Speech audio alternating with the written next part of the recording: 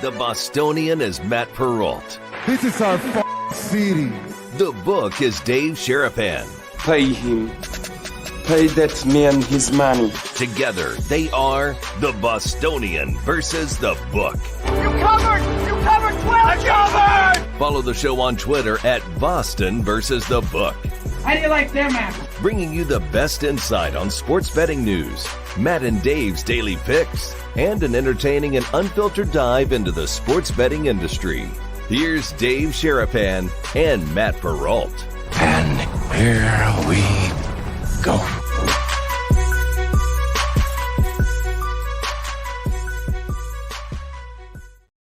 What's up, boys and girls? Welcome into what is in a little bit of an earlier version of the Bostonian versus the Book. Dave Sharapan, Matt Perrault. How are you on this Tuesday? This is my doing, us going on early. The interview we're going to have coming up here in a second, my doing. Tried to do something different, and it just didn't go the way I wanted it to go. So apologies to Dave for making him come on a lot earlier than normal. Thank you for bearing with us. Good crowd in here already, though, which is nice. Yes. How are you on a Tuesday? I'm good. I messed up because I was doing something, and then Sorry. I got a kid doing graphics for the Pirates video that has never made a bet in his life. So he doesn't know what any of this means and what any of this stuff is. And so if I get distracted, it's because there's this poor kid in Pittsburgh trying to figure out what does this mean for the first inning. Yes, no. He has no idea what he's talking about. So trying to set up a graphic. I said I would be good until 10:30, and I lied because then you sent me a text and said, we got to start. We got Phil on, which is good. But I mean, it's fun to try something new. We tried something new last night. It worked out okay, didn't it? We took over Sports Grid for 5 hours. Yeah. I mean, literally 5 hours. I appreciate the brigade. I appreciate the tweets and the notes and the DMs of you guys watching. It was cool to get on there and do kind of a different spot. Normally, you guys are seeing us at midnight Eastern. I was on with Dave from 9 to 10 Eastern, and then I continued on for 2 more hours. So you got a whole lot of me last night on Sports Grid, which was fun. So yeah, that was new. I'll be back on Friday night. The two of us would do it again Friday, yes. Monday, Friday for next week. I don't know if that's going to be like the normal schedule for a bit, but it might be. But that was fun. It was cool to get on there. Zeno was great and enjoyed the conversation we had yesterday, watching games, watching the Yankees blow a lead. That was a lot of fun. Always fun when that happens. Yeah, and now they're in last place. So always fun when the Yankees are in last place. No, for some of you Yankee fans, but I mean, seriously, who's a Yankee fan? I mean, and anybody. Well, Yankee you fans met one. Well, we didn't tell the story yesterday. You met the people I told you that exist. The ones that. The Midwestern people that decide that they're going to be Yankee fans. And then we're going to tell that story? I didn't think we were going to tell that story. Of course we're telling that story. What do you mean? You met exactly the person that I described that you were like, they don't really exist. Yeah, they really exist.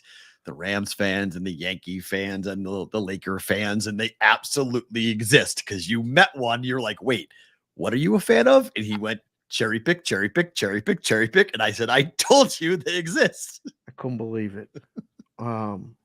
What's his name? First name off the top of my head. I can't remember his first name. Hold on. I'll get it in a second. Yeah. Hold on. I apologize for not having his first name handy off the top of my yes, I'll get it fast. Head, well, while you think and talk, I'll get it. Again, and one of the pleasures of this brigade proxy services, guys are coming to town, and we're working on some other things too to have another kind of brigade weekend get together, whatever. And if you want to sign up for the contest, we're trying to get help with the rooms and all that other stuff. So we meet this guy, and I start talking, and I've been talking to people in Vegas sportsbooks for almost 20 years. So I ask where you're from, what do you do for a living, all these other things. It's like speed dating. And I said, well, what's your team? Like, what are you a fan of? He goes, I said, you a Nebraska fan? He said, oh, yeah. Well, how about your pro team? Well, football, the Rams. I said, the Rams? Really? Why? And he says, well, they got good at Kurt Warner and all this. Some story, right? Yeah. I said, what about baseball? And he goes, the Yankees. I said, the Yankees? It's a whole other coast. Like, what? Why? And then I said, okay. So Rams football, Yankees baseball. What about the basketball? And he goes, oh, the Lakers. And this guy, Perrault, just does that. And I go, wait, that's the parlay. That's the parlay. And this kid's looking at us like, what are you talking He's like, about? what's wrong? He's like, I'm trying to make fun of him. I'm making fun of you. I was like, we did a bit on the show that there are people in the Midwest that do this. And Dave was like, come on. And I was like, yes, they exist. And he had the typical justification. They all have the story. All of them have well, my uncle, grandfather, team got good. I live in Nebraska. There's no team near me. So I had to figure out but it's the same story. Rinse, repeat, rinse, repeat over and over and over again. It was surprising you didn't say Cowboys instead of Rams. When he said Rams, but right, because he liked Kurt Warner and all that other stuff, and they won the Super Bowl. But yeah, the front runner fans, they were in that pocket, and we were laughing. It was a funny story, but he was like, "Those are my teams, really." And instead of you go, of course they are. And we just started. It was just a great thing, and I was like, okay, maybe you did live in the Midwest and meet all these people and hear all these things. And because sometimes I think you're talking and not listening, but you're hearing it. You're hearing it, and it resonates.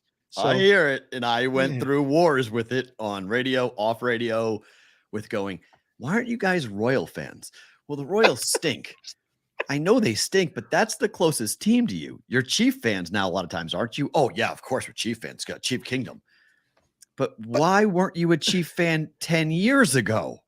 Oh, well, I'm a Ram fan because of my uncle, and he really was, it's the same story over and over again. But why did you get so mad at them other guys that, the Smurf guy and his friend, the friend's name was James. Pat and Nick.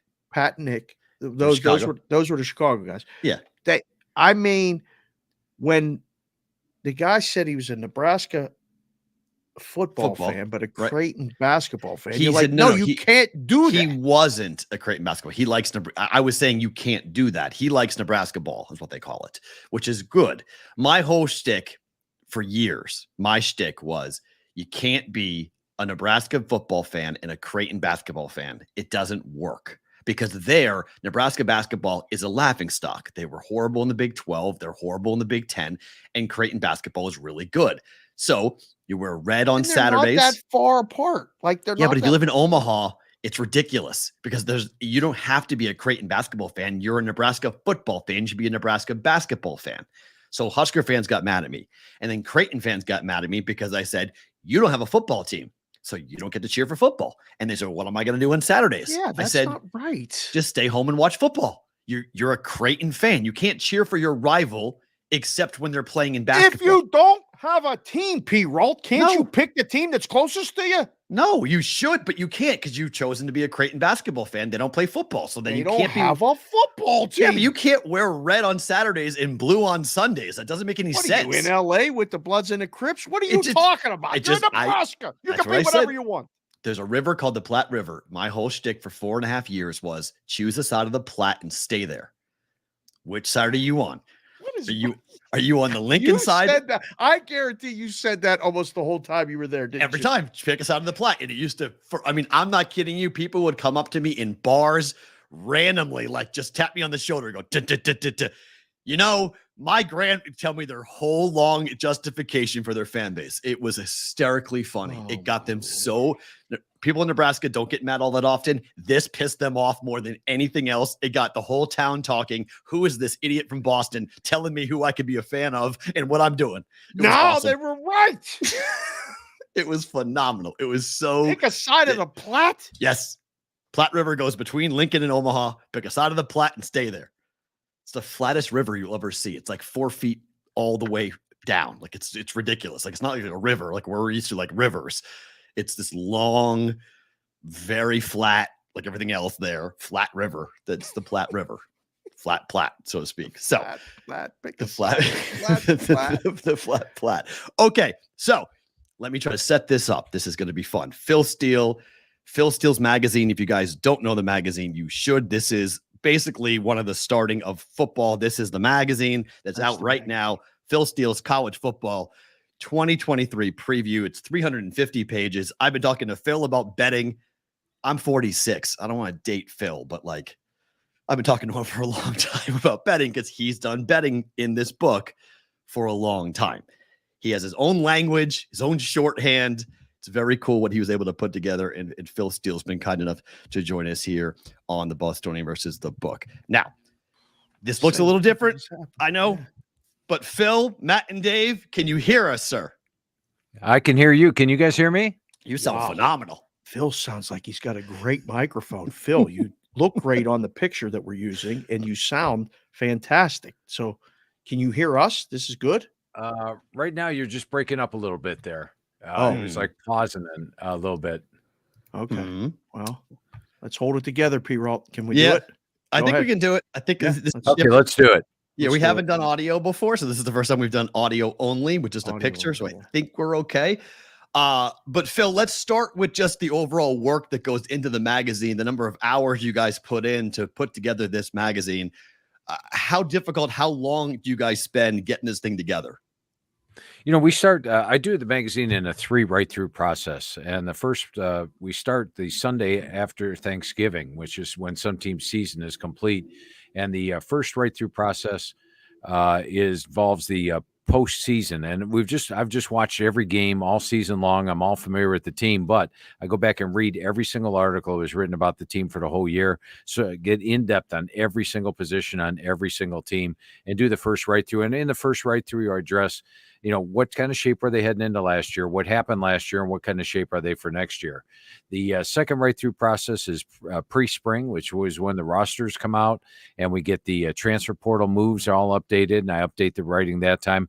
And then the third is after talking to the head coaches. And this year I talked to 122 of the 133 head coaches, generally spend about an hour with each one going over the entire team. I send them my team pages with every single player on, all my notes, all the stats, and then ask them for strengths and weaknesses, put the position in order, and tell me how they feel about the position overall. It's a 7-month process. It starts the Sunday after Thanksgiving, and it ended June 7th this year. We had to actually move it back because of the fact of the transfer portal. The transfer portal closed May 15th. We had to capture where all those players went, so I gave it 3 weeks. I feel we captured about 99% of where the players have landed. So it's a long, arduous process, but well worth it in the long run. Phil, when you look at the futures in the book, and when we used to do them in the book, it's always about the SEC, and then which team in the Big Ten, whether it was going to be Ohio State or Michigan, was going to win it, and worry about the playoff. But there's other teams in other conferences. I mean, the book is gigantic. There's more information in that book, concise, all over the place. What is a conference or two that, like, after talking to all these coaches and stuff, do you think people should pay attention to that they're probably not paying attention to in the mainstream media?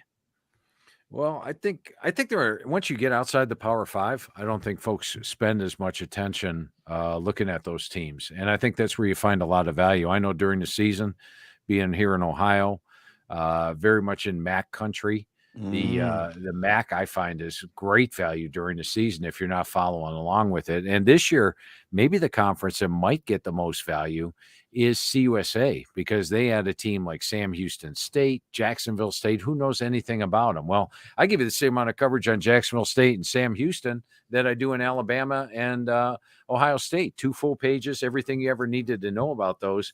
And I think that CUSA is while probably the weakest of the conferences heading into the year. A lot of folks don't feel the need to follow them. If you follow those conferences, I think you get a solid advantage. So to me, it's always not the national TV game, not the one that's 1 against 5 this week. Everybody knows everything about that game. Right. Go find the teams that nobody cares about, and that's where you find your value. The shorthand that you have for the book, has that ever changed? And how long did it take you guys to create this language that basically you need a decoder sometimes to figure out with how much information you're putting on those 2 pages? Yeah. And, the good thing about the abbreviations, I remember when I started them back in 1995, when the book came out, it was tough for some people to digest all those abbreviations. Naturally, if you've had the magazine for years, you pretty much know all of them. But the thing I like is now that everybody's texting on their phones, everybody's abbreviating stuff. So, I mean, now you got all kinds of abbreviations out there. And I think now today's youth definitely know abbreviations and probably figure it out much quicker than people did back in 1995. Phil, the kids abbreviate everything. I have 3 daughters myself, and I think it's a different language. So they'll figure out the information's all there. They'll get to it. Speaking of information, all right, we talk about it all the time. The space is all over it. The Heisman Trophy. It's Caleb Williams' to lose, basically. But in all of this, again, setting up this amazing guide and looking at all this stuff, it's a betting market. And there's guys like Jaden Daniels, Michael Penix Jr., Quinn Ewers. Is there anyone that you kind of think might have that value that isn't named Caleb Williams to win the Heisman?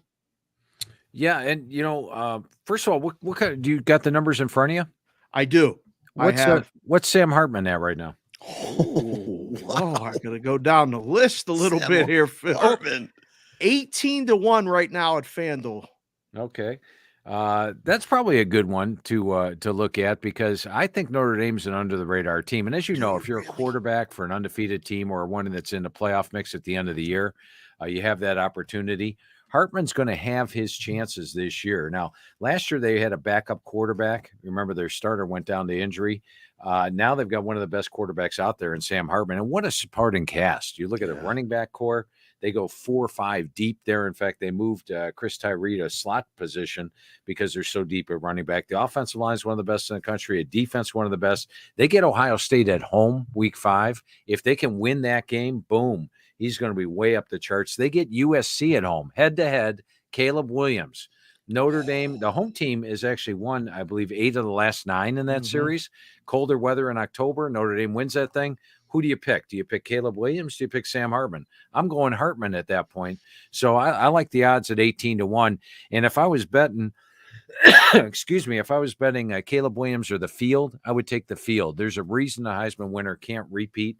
Number one, they're not only competing against everybody else in the country, but they're competing against their stats from last year. And Caleb Williams last year threw for 4,537 yards, 67% completions with a 42-5 ratio. If he has anything less than that, people will say he has a down year. So he's competing against himself. He's competing against the others. I'd go with the field over Caleb Williams. How about that? I love the Hartman pick. It's interesting. Wait, the follow-up question. Yeah. Phil, do you think Notre Dame's going to make the playoff? Like, are we going to have to listen to this Notre Dame fight song for real? Like, this is going to be, are they going to be good? I think there's a reason that Hartman's 18-1 is because nobody's really expecting it. But yes, they will be good. As mentioned, last year was Marcus Freeman's first year, and he actually lost his first 3 games as a head coach. Remember, he dropped the bowl game, which they blew a big lead on, and then all of a sudden went 9-2 down the stretch. They have the defense, they have the run game, they have one of the best special teams, and I love their schedule. Even if they lose to Clemson on November 4th, which is the only game I have an underdog in all year, if they take care of business at home, they go 11-1, and I think an 11-1 Notre Dame with wins over Ohio State and USC makes the playoff this year. So I give them that shot. I didn't pick it in the magazine, but we're talking value here. Right. And that's why I went with the 18-1 for Hartman. You think they'll be favored against Ohio State? I've got the game pick 'em Okay. right now. Right now, they're an 8.5-point dog against Ohio State, but not for me. I look at the Vegas number and I look at my number. I've got the game of pick 'em because you've got a first-year starting quarterback for Ohio State making his first real road start. They do play Indiana prior to that, but Ohio State usually has a crowd advantage at Indiana. Right. And they're going to have a decent amount of crowd here, but it's going to be his first real test in front of a hostile crowd and a hostile defense. How about that? So, look, I started doing heavy college football conversations when I moved to Alabama back in 2001, and Bama was horrible. I saw 5 coaches in 4 seasons. I saw Alabama fans just be furious in the Mike Dubose, Mike Shula, Mike Price eras that I had to cover. It's been a long time since Alabama's been bad. Alabama, and I think we saw it with Paul Feinbaum this morning on ESPN, bringing up the legacy for Nick Saban, that his legacy's on the line because of how things have gone the last couple of seasons. I'm equally down on Alabama this year. I don't think they make the college football playoffs, but where are you in Alabama and that big question at quarterback? I think if you look at Alabama on paper, you say they're in trouble this year. I mean, they only have 5 starters back on offense, 5 on defense. They really do have a legitimate quarterback battle. I, by the way, went with Tyler Buchner, even though I think Milroy might have the slight lead right now. Buchner knows the offense. He played in Tommy Rees's system at Notre Dame. He's got starting experience, been in big games. I think he can win the starting job. But you look at the experience chart, they go from number 52 on my experience chart last year to number 127. There's a lot of signs pointing down, but the factors pointing up would be, look at their 2 losses last year. They lost to Tennessee by a field goal, and they lost to LSU in overtime by a single point. And that was a horrendous year for Alabama. They finished number 5 in the country, 11-2, just horrendous overall. You got Nick Saban. You have all that talent.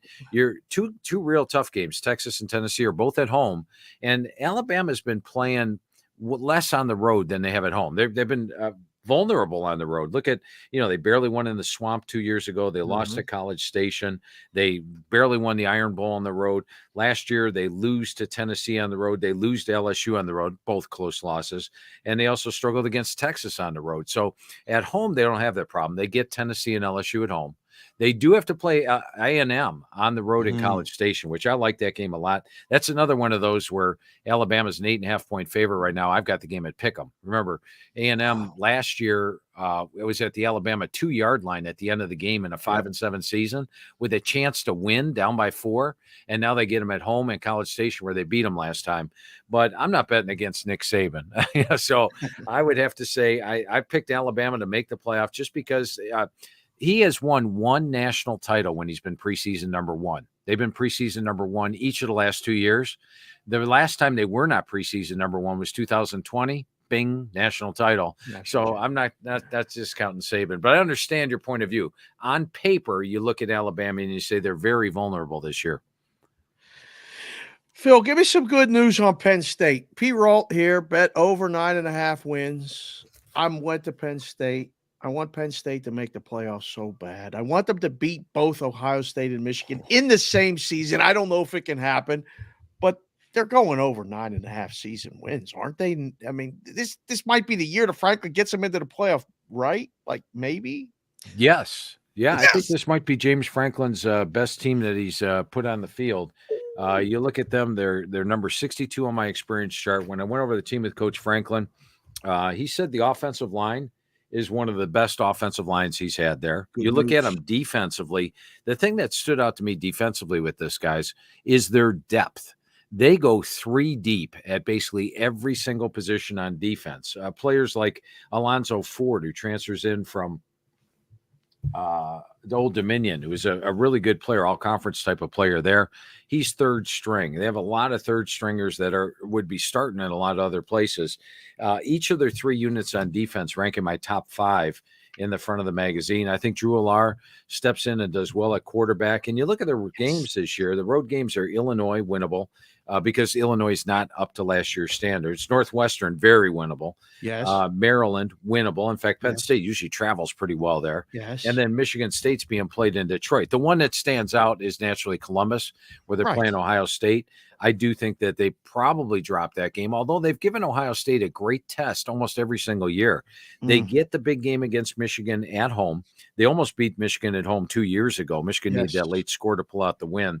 So I've got Penn State a favorite in every game. I've got the Michigan game a toss-up, and I've got Ohio State a dog, but I've got them.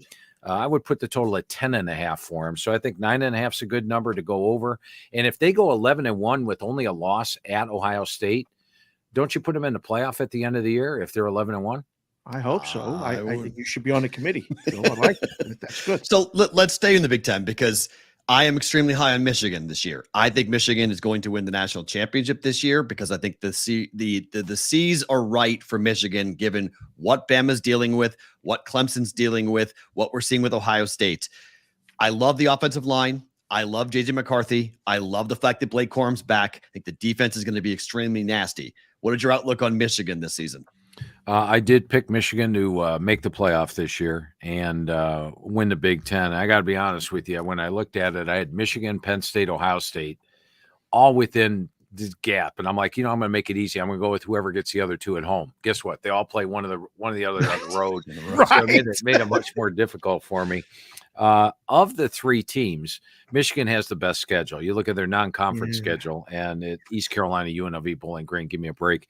And then you look at their scheduled in-conference play: Nebraska, Minnesota, Michigan State, Maryland, all fall in the winnable category. They get Ohio State at home, and then that Penn State game, as I noted, I rated that one a toss-up. I'm really anxious to watch that game. I think it's going to be just like the last time Michigan traveled to Happy Valley. But I feel this is Jim Harbaugh's best team. They have playoff experience. You know, they've got to the playoff each of the last 2 years. They know what it takes now to get over the hump and win it all. So I think if Michigan's going to win a national title under Jim Harbaugh, this would be the year to do it. Took a question here from, look at him smiling. I don't feel, I wish you could see him smiling. Right now. He's smiling from ear to ear. It's so annoying. So we got a lot of people watching the show live right here on, at Boston versus the Book, and they're all over the country. We got someone that I asked them for a question to ask Phil, and they said, do you feel that the Gamecocks can compete in the new look SEC? There's a lot of people talking about this team, like, after their success last season, and when can South Carolina make some noise in there? They're going to make some noise, but I don't consider them a legitimate contender in the East, unfortunately. When I look at South Carolina, I did pick them third, and I think they're a strong pick for third in the East behind Georgia and Tennessee. Okay. But South Carolina lost a lot. They've only got 6 starters back on offense, 4 on defense. They're number 82 on my experience chart. And keep in mind, last year in SEC play, they were actually minus 80 yards per game. Now, generally, if you're minus 80 yards per game in conference play, you're something like 2-6, Right. and they finished 4-4 last year. They do have the great equalizer, which is special teams. Pete Lembo's their special teams coordinator. Shane Beamer knows special teams because his dad was there. They had my best special teams in the country last year. They've got my best special teams in the country this year. And if Rattler plays like he did at the end of last year, then they're pretty good at quarterback. But I don't think the overall talent is quite there this year. They do get Florida at home. They do get Kentucky at home, which is why I picked them third. I think they win both those games. But I think it's more of like a 7-5 year for South Carolina, although Shane Beamer's gone over both his first 2 years. Remember, I think the over-under total on him the first year was 3.5. They get 7. Last year, what was it? 5.5, 6. I was going to say 6. They had to go over 500. Yeah, and when they were 6-4, you're like, well, they are not going to get there because they've got to play Tennessee and Clemson in the final 2 games. Right. They're going to lose them both, right? And then they go and beat them both and drub Tennessee. So Shane Beamer is always going to outperform expectations. So if I project 7 for South Carolina, they probably get 1 more at least. Phil, Georgia has become the new Alabama where they don't, reload or restock, they reload and keep going. But what do you make of Georgia this year, given what they lost off last year's team, the number of first round and second round picks that are off that roster coming back in here? Is Georgia back in the postseason, or is this a window for somebody else? Let me ask you a question. What was Carson Beck's current number for the Heisman? Carson, oh my. Let's see, 18-1, sir, right now. Same 18-1. Okay. Same, yep, at FanDuel, a little bit higher, 20-1 at this other book that I'm looking at. But yes.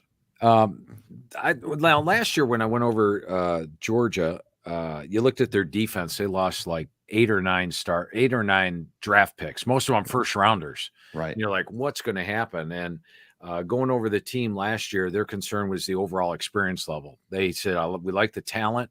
We're not wild about we like the depth of the talent, but no experience. Now, this year, they only lose 5 NFL draft picks. I mean, they go from losing 3 first rounders up front to 1. So they are actually more experienced defensively than they were heading into last year, with less question marks on the defensive side of the ball. They have my number 1 offensive line in the country. They have my number 4 set of receivers, number 6 running backs. Your biggest question would be Carson Beck. However, Carson Beck was my PS number 6 quarterback coming out of high school. He is a guy that is 6'4", 215, and it's his 4th year in the system. He's surrounded by talent. And then look at the schedule, guys. Georgia's going to be a double-digit favorite in each of the first 10 games. So now the big game comes at Tennessee, right? Well, you don't have a first-year quarterback anymore. You got a guy with 10 starts under his belt that's been through the gauntlet. Then I think Carson Beck can have a big season this year with that supporting cast. And if you're the quarterback, for the number one team in the country, you have a great shot at winning the Heisman Trophy. Get back to those 18-1 odds. So I think Beck's right up there with Hartman as far as a value play. I do see Georgia back in the playoff. I believe this team could be just as good, if not better, than last year's team, especially on the defensive side of the ball. Whoa. And they're my pick to win it all this year. Here we go. So another question coming from the audience. This is part of the benefit of the show. They fire these questions. I said, ask Phil a question, and they're asking random questions. They want to ask you about Old Dominion. I'm not going to punish you and ask you about No, Old you Dominion. can. You can. We talk about Old Dominion. Are you serious? Oh, we'll talk about any team in the country. I talk to every head coach. I talk to every single group of 5 head coach out there. Spent over an hour going over their team with them. So I can talk in length about Jacksonville State if you want to. Well, that's good to know. I looked at the MAC conference because the people love the MAC shit. They love Tuesday, the Wednesday. Tuesday nights and the Wednesday night games late in the season. And so I'm looking at MAC conference championship game winner odds right now. Toledo, the number 1 choice. Ohio, the 2nd choice. And then Buffalo's the 3rd choice, but a long way away. And Miami, Ohio behind them, Eastern Michigan then behind them. And then there's not even a consideration for any of those other schools. Is it pretty much a done deal that it's going to be either Toledo or Ohio to win that conference? I don't like Toledo to win the conference odds because they're too short for me. Yes. But what's your over-under on Toledo? Oh, I'm going to find that right now. I'll talk about them while we're going over it, and then Okay. I'll give you a long shot for the conference. With Toledo, Jason Candle every year recruits the best talent. He's always bringing in the best recruiting class every year. Last year, they finally played up to that level for the entire year. Didn't worry about the injuries. 8 starters back on offense, 8 on defense.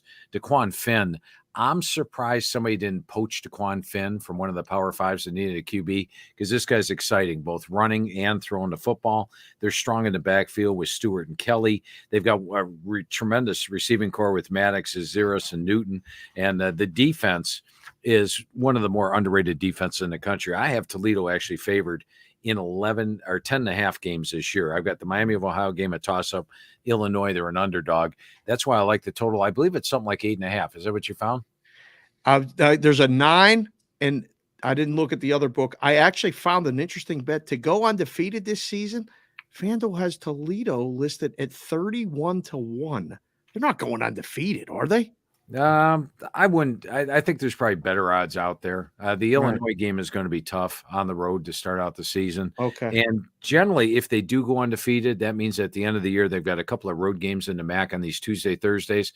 They'll have their division locked up, which makes the game meaningless. What they did last year is they got to those final 2 games of MAC play. They had the division locked up, and then they rested DeQuan Finn, who was banged up, and they lost 2 games down the stretch. So I would not make that wager. Okay. Now, if you're looking for a long shot, what are your odds on Northern Illinois this year? Oh, wow. I like it. Shot to win that. Let's see. Northern Illinois right now are. Oh, I changed the page. Let me find it. Should be phenomenal. They were 3-9 last season. Right. Northern Illinois? Yeah. Right here, 30-1. I like Northern Illinois' chances. I think they have that opportunity. They've got the offensive line. Wow. Last year they lost a lot of close games. It's not like they were getting grossly outplayed on the field. In fact, new quarterback, they were only minus 2 yards per game in MAC play. Hammock's got one of these things where it's like up, down, up, down. They were 2 years ago, they were 9-5. Last year they dropped to 3-9. Okay. They do have to play Toledo on the road, but I think when you look at their schedule, if they can pull one of those upsets, and Northern Illinois has pulled road upsets. Last year, they upset both Eastern Michigan and Western Michigan on the road. I think they're worth a look as a long shot in the MAC this year. Who's their quarterback? Is it new or is it? No. Their quarterback 2 years ago was Rocky Lombardi from Michigan State, and then Lombardi got injured last year, after like 3 or 4 games and missed the majority of the season. Lombardi's back, so they've got that veteran leadership, and now the guys that were thrown into the fire, like Ethan Hampton and Cremascoli, those guys all have starting experience now, so they're much deeper at the quarterback position, and that was part of their 3-9 struggles last year. Yeah. Phil, also, last one for me. Perrault, let me just throw this one in there because Phil, you're a Cleveland guy, right? That's correct. Cleveland, Ohio, born and bred. I'm born and raised in Pittsburgh, PA. I'm not that I don't like you, but Cleveland is one thing and Pittsburgh is another. I don't know if you've heard, but the Browns are wearing these whiteout uniforms 3 times this season. They're wearing them at Pittsburgh. The uniforms are they're going to get very dirty in Pittsburgh, but they're wearing white helmets for the first time in 70 years. And Cleveland, there's a lot of hope in Cleveland. Don't be a homer, Phil, but who's going to win more football games this year, the Cleveland Browns or the Pittsburgh Steelers? I'm going to throw something interesting at you, and that is this college football preview magazine is a labor of love. I work on it all year round, right? Yeah. I actually stopped watching the NFL 2 years ago. On Sunday mornings, all day Sunday, I actually am watching college football replays. So I don't even look at the NFL anymore. I couldn't tell you very much about the NFL. It's because I'm completely devoted to college football. That's why I can talk to you about Old Dominion. Right. Talk about their left tackle. We can talk about Old Dominion's left tackle, but I don't even follow the NFL, even here in Cleveland. I grew up a Browns fan, huge Browns fan, hate the Pittsburgh Steelers, hate the rivalry, but I don't even follow the NFL. So I don't know who's going to win more games this year. Do you like the elf? The Cleveland guy, elf, the mascot thing. Do you like that? I grew up a Browns fan. Jim Brown, was I was 4 years old when Jim Brown was playing. So I was very, very young. And just watching him play, I was hooked. The Browns were a massive, they were the best team in football from 1950 all the way through 1970, right in that area. And then the Steelers took over after that. But I grew up with nothing but Browns dominance when I was a child. Okay, so two-parter to end the conversation. The first is, I guess both involving Texas, but this is the last year for Oklahoma and Texas in the Big 12. There's a lot of conspiracy theorists in the middle part of the country who believe that Texas and Oklahoma may not get a fair shake during Big 12 play, and that's why their win total might be a little bit suspect to bet the over. How do you feel about the last year in a conference that's not too happy to watch them walk to the SEC? It's probably, I picked Texas and Oklahoma actually to be in the Big 12 title game this year, and it is my biggest concern. You go back to last year, I think Texas played Oklahoma State, and I think there was some 13 penalties on Texas, none on Oklahoma State. Have you guys ever seen a game like that before? Yeah. So you worry about that. Everybody's going to give their best shot to them. Texas has a tough schedule. But if I'm looking at over-unders between the two, let me delve into Oklahoma. What do you got Oklahoma at right now, 9.5? 10.5, no?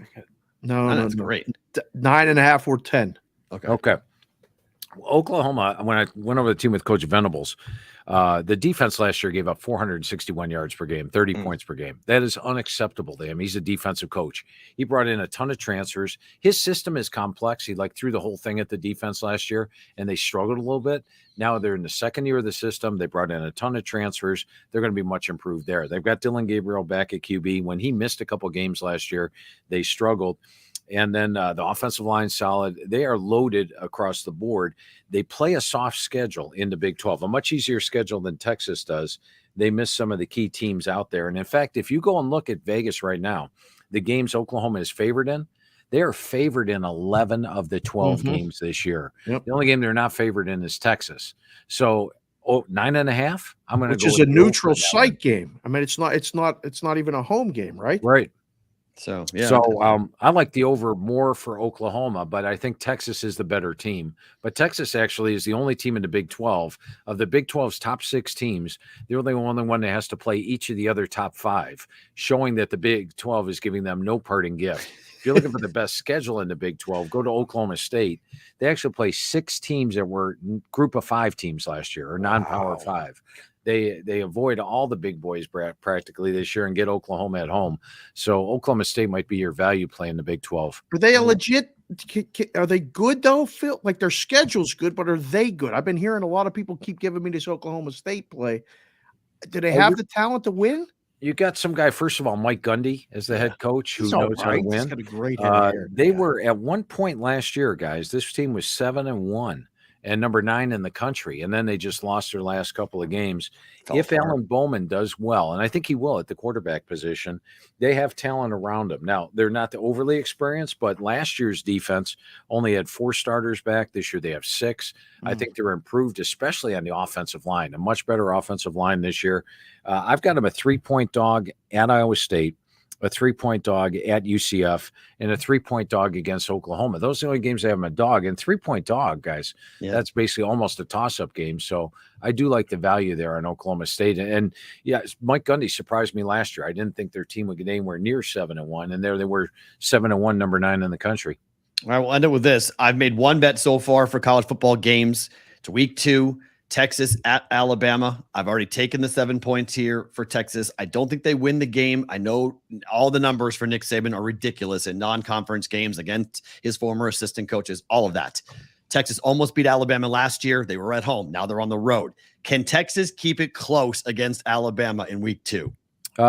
My number on the game was Alabama -7. So it's one where Vegas put it exactly where I thought it should be in this one. I think if it's under 7, I'm going to take Bama at home. And if it's over 7, I'd probably lean with Texas. Right now, they've got the number, which is right where it should be at 7. So I can't argue with your bet there. But once again, I can't advocate it either because I got the number at 7.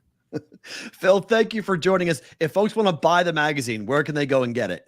Yeah, I appreciate that. It's, in years past, you could go all over the place, Walmart, Kroger's, places like that. But this year, it's exclusively at Barnes & Noble and Books A Million.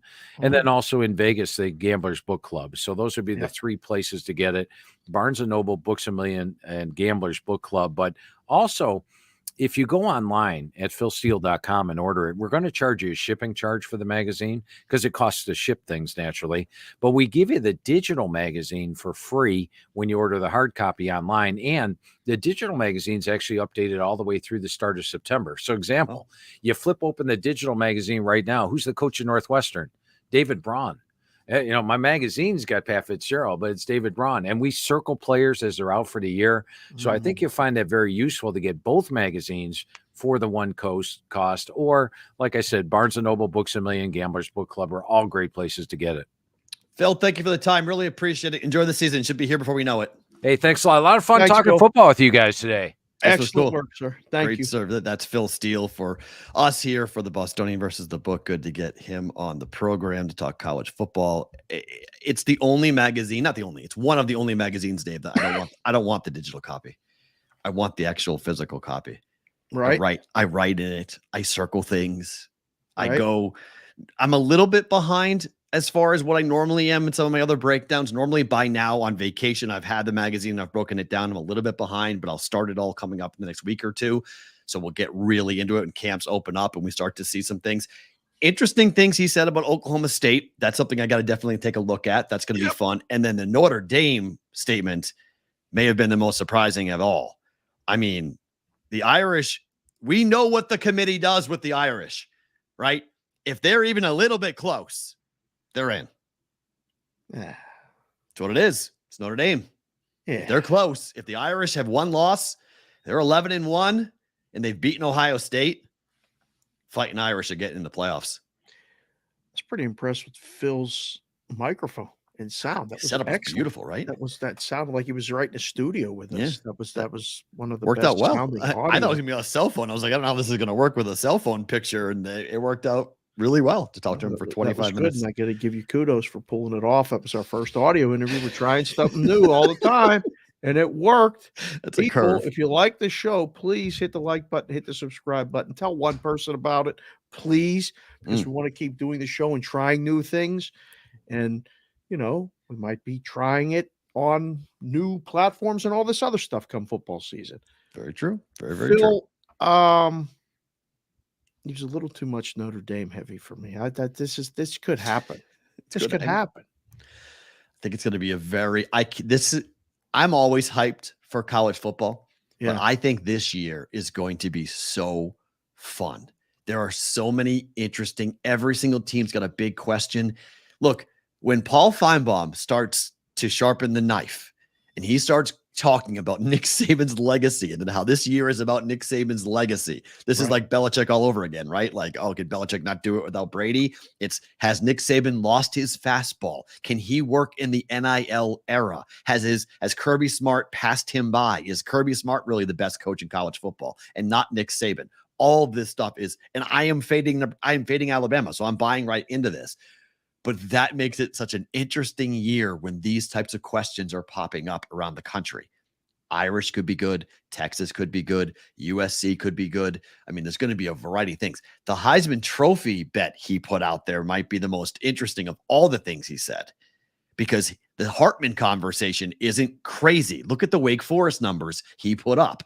This dude threw for thousands and thousands of yards in the ACC at Wake Forest, and now he's going to an Irish team that's going to run the ball with play action. He'll have wide open receivers all over the place this year. He'll put up huge numbers. That 18-1, not bad. There was a lot of interesting nuggets that Phil said. And then we're going to have the 4 teams in the playoff. It'll be Georgia, Alabama, and Ohio State and or Michigan, and Notre Dame, and a 4th team. Notre Dame. It's just the narratives are so much fun. He talked, about the MAC and all this other stuff, and it's great. It's such a different. There's nothing like college football.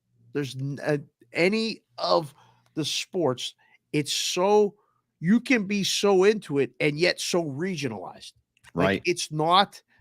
It doesn't have to be for everybody, but the people that are passionate about it are very passionate about it.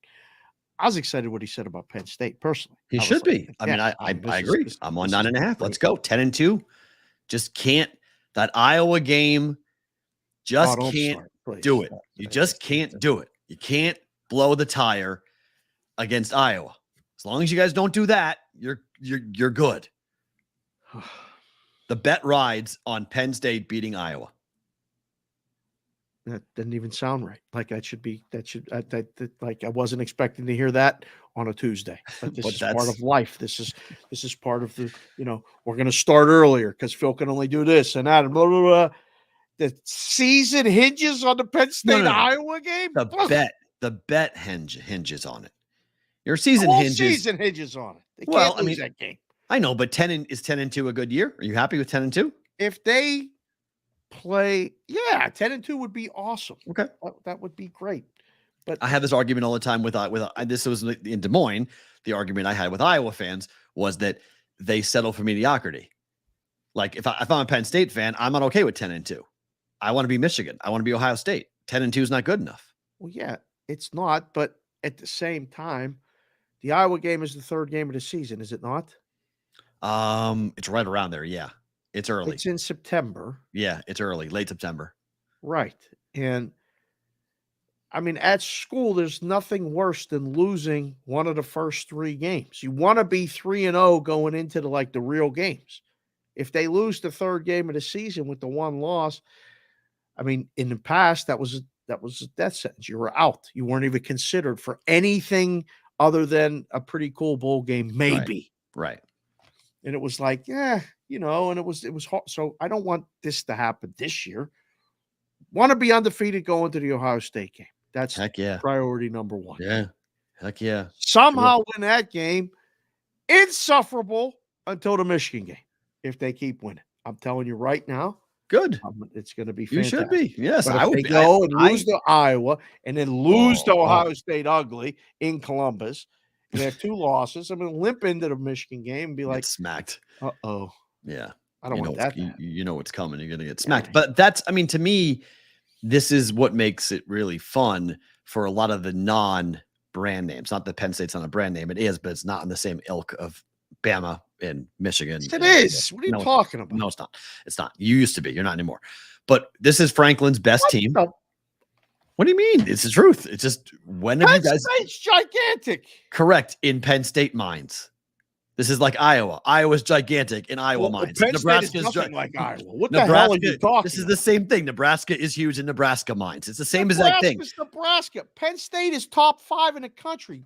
Alumni, schools, recognition, all of it. Great. It means nothing on the field. That's all wonderful. It means nothing on the field. You're not in the same category as Alabama and Michigan and Ohio State and even USC. You're just not. You guys think you are. I get it. This is welcome to my radios. This is my radio career. Okay. You think you are. Everyone thinks. Iowa fans think they are. Nebraska fans thinks they are. Nebraska's going to go ahead and pound on their championships and go like, well, we've won more championships than Penn State has. Okay. I get what you're going to say. I understand all of that. You're just not in the same category. There's a very elite group of teams that everyone wants to be like and compare themselves to. Who are but you're those not. teams right now? Who are those teams? Georgia, That's Alabama, fine. Okay, they're Michigan. in their own world. Michigan's in the same class as them? Oh, yeah. Ohio State. Okay. Michigan is like the lowest one, but they're in the group. Notre Dame. And I put USC most times just because of their championships recently and what they're able to do recruiting wise and how they are. Like now. Oh, you froze. Look at that face. You should freeze after saying that. So those are the 5 programs that I would put in there. And oh my Lord. And every year there's different Snap iterations. your fingers. All right, you're back. Thank you. And every year there's different iterations of teams that want to contend and want to be a part of this. But that's why you just said what you said. Because if Alabama's close, they're in. If Georgia's close, they're in. If Notre Dame is close, they're in. If Penn State is close, they're at home. Notre Dame is not even in the discussion, but continue, sir. Oh, no, they are. When they're close, they're in. Everyone knows this in college football. If Notre Dame is 11-1, they're in. Just kind of how it goes. Texas and Oklahoma are right behind. They're right there, and they're going to the SEC to get back to where they were. They've fallen out of that elite group. They want to be back in very quickly, and they can be if they contend in the SEC. We'll see if they contend in the SEC. I'm with Phil. I love Texas this year. I'm in on Texas. I think they may even beat Alabama in week 2. But in the Big 12, if they're coming down to it's 28-28 and there's a drive happening, the laundry's coming out. The flags are coming. The Big 12 is not going to do any favors to Oklahoma or Texas. For this. What are you talking about? I'm dead serious. Phil's right, and I'm the same way. You better be careful when it comes to betting Big 12 games that matter between Texas and Oklahoma when they're not playing each other. Okay, they're playing any game of real significance. The Big 12 conference is not going to be happy and not going to do these guys any favors on the way out. They hate them. Okay, it was clear at Big 12 football media days. This is a cold exit. This is not. What do you think this is? Remember the Titans and Cletus is going to throw extra flags? What the hell are you talking about? You heard Phil Steele say it. It's his biggest concern. What the hell is Phil talking about? He's right. If you watch college football, you know this. Conference games involving Texas and Oklahoma against Kansas this year. Watch the games involving Kansas. Watch the games involving Texas where they're, if it's tight at all, they're not getting calls this year, and they will have calls be made against them. I'm just telling you, it's 18th of July. When I'm talking about this in November, you're going to say, all right, Matt in July mentioned this. It's coming this year for Oklahoma and Texas. Oh, my goodness. Big 12 teams hate them because of what they're doing. They're sending them into a tailspin where they have to go and take Houston and BYU. I mean, these are the teams replacing Texas and Oklahoma, Cincinnati, BYU, and Houston. This is not good for the Big 12. No. Maybe more competitive. Okay, that's great. So Iowa State's going to be more competitive. That's exactly what folks want to hear in Oklahoma. Oklahoma State's like, yay, that's great. Let's go. How happy are we? Oklahoma State's happy. They're going to win a conference now. Okay, and then be left behind because it turns into a group of 5 conference versus a power 5 conference. If you go 12-0, 11-1, you're in. Next year? You're in the 18 playoffs. As soon as they get 18 playoffs, when they get there, we're not there next year. Next year, the Big 12 is going to look a whole lot different. I don't think the winner of the Big 12 next year running the table gets in automatically. An undefeated Big 12 winner doesn't get in the playoff next year? No, given who they're going to play, they're going to need to stack their non-conference. They're going to need a big win. I mean, it's going to be problematic in the Big 12 next year. Now they're claiming all of the things. They are a basketball conference now. They are the elite basketball conference. They are the best basketball conference starting next year. There's no debating that. That's for sure.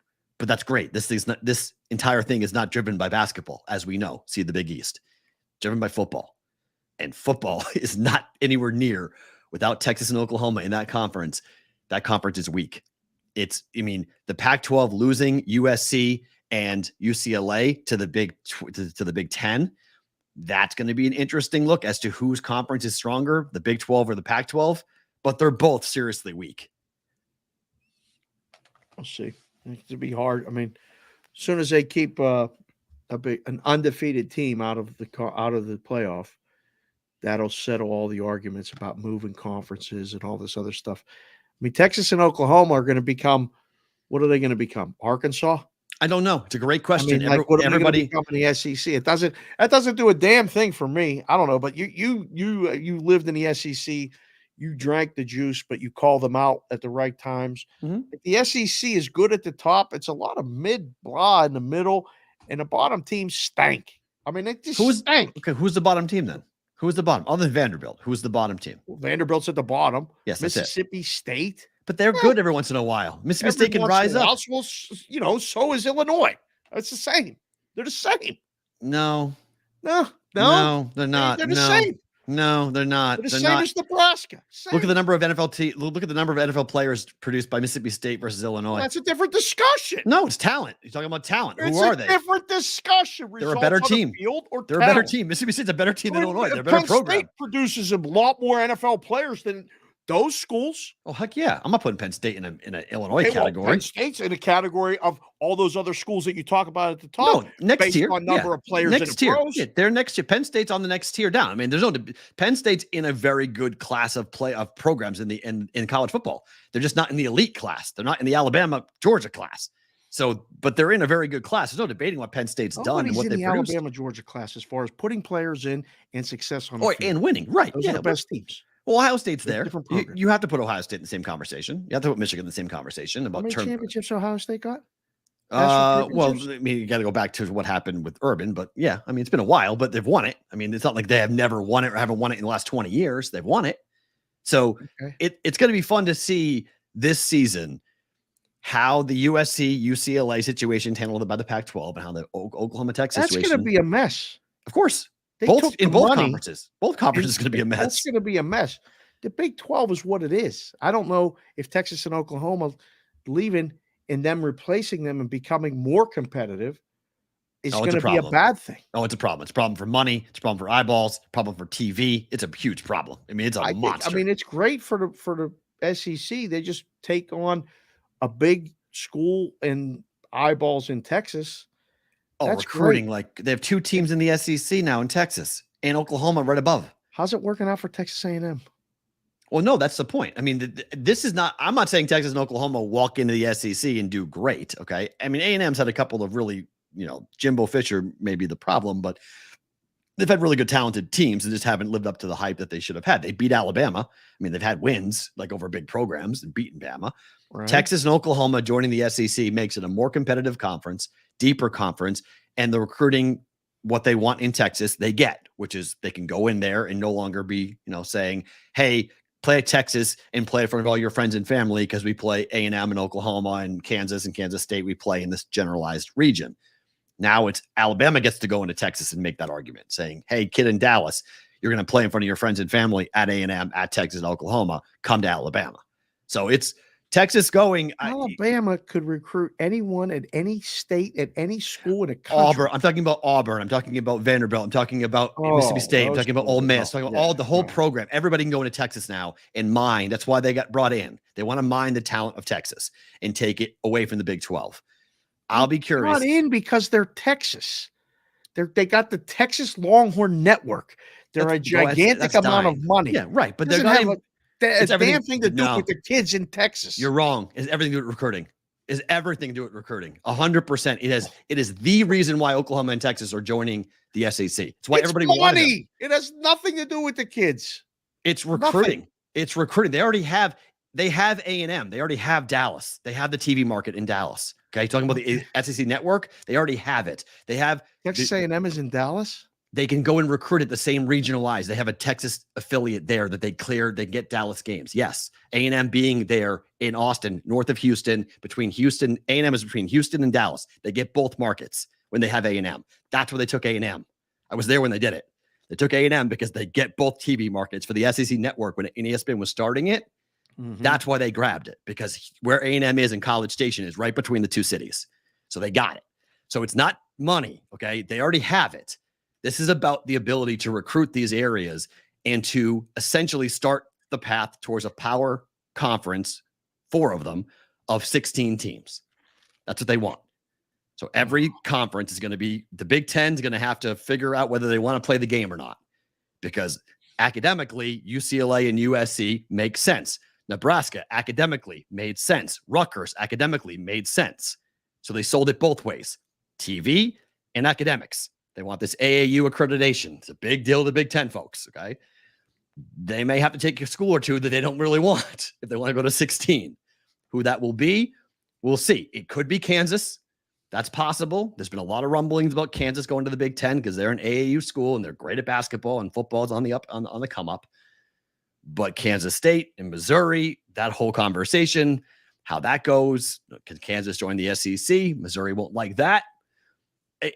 Conference realignment is the lifeblood of talk radio and has been now for 10 years for talk radio in that part of the country. They love getting into this. Power 5 is going to be gone soon. It'll be a Power 4. Huh. And then they'll leave the NCAA. They'll have their own bylaws. They'll pay the players. And they'll have their own TV networks. It'll be a minor league. Correct. An official minor league. I don't know about official, but it will be I mean, as close to as could be. Yeah. It's going to be a pay for play. They're going to charge exorbitant amount of money for the fees for the games that they already are. Right. Yep. They're just going to control it all. They don't want to share it anymore. I mean, nobody wants to share anything. Yeah, they want to keep it all. Yep. They want to keep it all for themselves. They don't want to share it. That's why the NCAA tournaments, there's a lot of talk about that splintering and becoming maybe 2 tournaments. Ugh. So, not going to 128, but going to 64 team tournaments. The Power 5 teams get theirs, or the Power 4 teams get theirs, and everybody else goes somewhere else with the NCAA. They're diluting the whole 100%.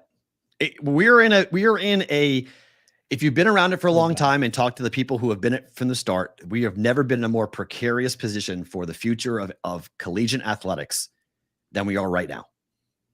This whole thing could fall apart.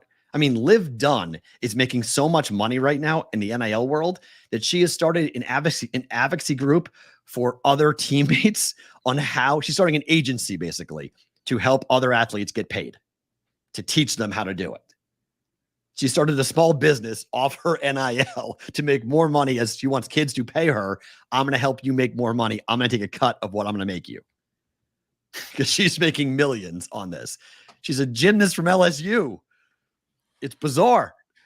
This is not what they thought of when they came up with these ideas of what name, image, and likeness was going to look like. They've started all these little, I was there over the weekend watching, it was a 19-year-old kid who was working for an AAU team who they paid his travel and they paid him a salary to shoot all their content. Yeah. All their video, all their pictures, all their Instagram, all of it is run by this 19-year-old kid. Yeah. It's incredible the industries that are popping up all from these different, people who are interested on the internet of what these kids are going to wind up doing. Yeah. It's a weird time. It's not long-term thinking. I can tell you that there's a lot of short-term thinking in that. And it's like, Fair. That's fine. Grab it while you can, because it ain't going to be there long. It's all going to, but we'll see where college football ends up. I don't know. I hope it's still here. How about that? Let's just we're already messing with it a lot, but it needs to be there because we've talked about this before. If I'm picking between a college football game or an NFL game, going to a college game almost every single time. Yeah. It's so much better. It's so much more fun. Phil Steele just admitted he hasn't watched an NFL game and this will be his 3rd year. Hasn't even had an interest in watching it. Grew up a Browns fan and Jim Brown fan. And it's at some point, a lot of people are doing that. Well, in the SEC, that's the norm. Sunday is not football. Sunday is just a day to go to church and go do stuff around the house. You're not watching football. That's college. That's Saturday. Saturday is such a different vibe too now. Even like in the books, like I saw it the last year I was in there. This will be year number 3 that I haven't been working in a book. And I said it the last couple of years, like the momentum and atmosphere is so different on Saturday than it is on Sunday. And I think it's being reflected. And you see it in handle numbers. You see it in just interest, content. Our next story is about another thing that's lost value in the NFL. I can't believe it. Mm-hmm. We'll do that in a second. But first, we got to do this.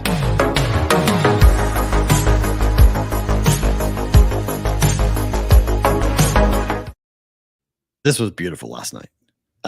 This is just beautiful. Ohtani ties the game with his 35th home run, and the guy is now figuring out the swag game. Because He's figured it out. He just doesn't do it very often. that bat flip was It unbelievable. was perfect. Hits the thing, and the ball wasn't that far out, by the way. It didn't like go way out. Like it almost, I was like, Ohtani, you sure that thing's going to leave the yard? He knew it was gone. Yeah. He flips it. Yankees blow a lead. I was on Sports Grid last night. It was 0-0 in the 7th inning. The total was 3.5. Yep. And I was like, this game's going over. I was like, come on, guys. This game's going over. 4-3 final. Flew over 3.5. But you look at the pitching, some guy who I had never heard of for the Angels struck out 12 batters in 120 pitches against the Yankees and shut them out for 7 innings. He was good. Canning. Yeah. Where did that come from? Because his previous 2 starts, he'd given up 5 and 6 earned runs. And he comes in and blanks the Yankees. And then the Yankee bullpen blows the game. Severino pitched very well himself. He was really good too for the Yankees last night. And then their bullpen. The Yankees swing and miss at a lot of pitches as a team. That's not surprising. The fact that they blew another lead, not surprising. Like last place, surprising? It's real. There's a lot of people back there. There's a lot of people here that watch the show that are Yankee fans that are going, what are they going to trade for Ohtani for? Because they're not going to make the playoffs anyway. This is what I was saying this morning because Jason McIntyre, who I like a lot, is on Fox Sports today, and he's saying the Yankees are automatically the favorite if they get Ohtani. And I'm like, to do what? Win the division? No, win it all. And I said that's not even like logical. That's not a logical argument, guys. They're not better than the Braves. Not with Ohtani, the Yankees are not better than the Braves. They have more problems than just one. I guess 2 players. I guess what Ohtani is, but they have bigger issues than just that. Oh, they get Judge back. I don't care if they get Judge back or not. They got to get Judge back. Ohtani's best player in baseball, right? Yep. He's that much better with Judge in the lineup. That becomes very scary lineup-wise. Of course Changes it does. everything. But it doesn't make them the favorite in my mind to win it all. All due respect, I don't know how many times Jason McIntyre has been in a sports book, let alone made numbers. Jay, I've done shows with you. I'm not disrespecting you. Just saying that's a great hot take for somebody who hasn't taken a bet. You don't. The Yankees are not the favorite to win it all. To win it all. I don't even know if they're the favorite. They're probably the favorite to win a division because people are going to bet them. Right, but do they catch the Rays? I don't think they catch the Rays. I don't know if they catch the Orioles. Fair, yeah, with where they are. Right. I don't think they make the move. I don't think the Yankees are going to do it. I don't think the Yankees would put. I mean, everything you have to do it. You have to. It will save the season. What if you do it and it doesn't work? You give up all that capital to go and get them, and then you don't win it all, or you don't even go deep in the playoffs with them, which is possible. 2 different trade markets for Ohtani developing. The actual rental is becoming a real possibility. Mm-hmm. And then the Rays are my number 1 in that market. Yeah, I mean, there's a lot of good things being discussed and heard and written about and talked about of him being a rental. So that's actually happening. I didn't think that was a possibility. I thought Artie would keep him rather than do that, but it's becoming a viable possibility that someone may actually pay the price that they want or need to do this. So, and they can still try to make an effort to resign him if they do that with that intention. They can tell him, look, we're trading you to get you a bunch of better players to then bring you back and give you $1 billion to stay and play with Trout. Right. Okay. So that's possible. The other thing is trading for him with the intention to sign him, like make the pitch over the next 2.5 months as we play games in August, play the games in September, make the playoffs, make the run, ideally, get to the World Series. It's not happening with the Yankee lineup the way it is. It's just not. It's not. Now, there's a hook that I did not think of until last night. And the guest that was on Sports Grid brought this up, and I went, whoa. He froze again. Look at that face. We back? Yes. Now you're back. Hello. I did not even realize this until this morning, or Mhm. until MLB.com put this out, because I heard it last night and I was like, wow. Because the line was Aaron Judge and Shohei Ohtani, dating back to last year, are even with each other from home runs last year at the All-Star break to now. They're even. Ooh. And I went, interesting. Well, it's worse than that if you are looking at this from a Yankee standpoint, because the Angels could keep him. And I was like, no way. Here's the thing. Ohtani has 34 home runs, now 35 home runs. Mm-hmm. 73 RBIs. Judge through 94 games, 34 home runs, 73 RBIs. Uh-huh. Judge batting average 282, Ohtani 301. Mm-hmm. On base percentage 366, 386. Mm-hmm. 619, 665. Ohtani's numbers are better right now than what's going on. Could you see the Angels keeping Ohtani because he might go for the record for the American League home run record? I mean, maybe. Who knows what's going up on those sauces? But like him challenging for the record is going to draw a ton of eyeballs to Angel games. They're going to break in nationally and every at bat, and they're going to do everything they did with Judge last year. And it became a very, I don't know if it was a gigantic localized story because it was New York. But we talked about it. Yeah, the people in New York really cared about it. Nationally, it was like, okay. Yeah, they were breaking into college football games. Yes, remember that? Yeah, ESPN got so much heat for that. Right. It was like, guys, relax. Stop. I mean, it's September baseball, and yes, it's because he's breaking the all-time record. I want to see it, but I'm a baseball fan, right? So I don't know how many people are exhausted with baseball by September that want to see it. It's going to draw eyeballs. Now, do you keep them on the team if you're losing games because of it? Think about it. The ballpark is full every night. They got the Yankees right now. They got the Pirates over the weekend, and they have, I believe, Kansas City after the Pirates. The Angels. They can win the next. I said it yesterday or the day before. They can win 8 of the next 10 games very easily and bring themselves back into the mix, which would lead right up to the trade deadline and them going, we're going for it. We're going to try to make 47 and 48 at the moment. Yeah. So their games leading up, it's at the Tigers at Toronto. So they go Yankees, Pirates at home, at Detroit, at Toronto. Oh, at Detroit. Okay. And then Monday, May 31st, it's at Atlanta. July 31st. After July 31st, their schedule is absolutely brutal, Dave. They play at Atlanta, home for Seattle, home for San Francisco, at Houston, at Texas, home for Tampa, home for Cincinnati. Well, they better decide right on July 31st. That ain't going to be an easy August. That's for sure. They're going to get smoked in August. They're going to get absolutely housed. Oh, my. They play the Mets, then the Phillies, then the Oakland A's into September. And September is okay. It's not great. They play at the A's, then they play Baltimore for 3, Cleveland at home for 4, then at Seattle, Detroit for 3, at Tampa for 3, 3 for the Twins, and then the end of the year, 3 games at home against Texas and Oakland at home to end the season. I mean, there's a lot of Texas, Tampa Bay, Houston in that. Seattle. Yeah, our boy Big Business is gonna have to beat the Angels to maintain that division and what Texas is doing. So wow. Yeah. Good luck. Good luck.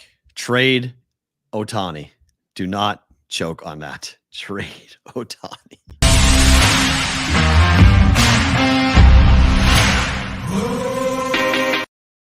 Brigade Proxy Service. You guys can send us a text message to sign up 702-570-8255 or at Brigade Proxy on Twitter or brigadeproxy@gmail.com. If you're coming in for some of these contests, feels like this weekend might be a little bit of a quieter weekend from a travel perspective. I feel like everyone's coming in August now. It feels like it's all getting loaded up in the first 4 weeks of August. everyone will be coming in. But if you guys want to make an appointment, sign up with us for the Brigade Proxy Service, please do so. Get on our radar screen, text, email, or DM on Twitter at Brigade Proxy. Okay, yesterday, none of the 3 running backs got tagged that could have been tagged. Saquon Barkley not tagged. Josh Jacobs reportedly was in his car in 118-degree temperatures, waiting outside the Raiders facility, hoping for his agent to get the deal done. That's how close they were to getting a long-term deal, and they didn't do it. Never got out of the car. Keep the AC on at least. Otherwise, you're going to die.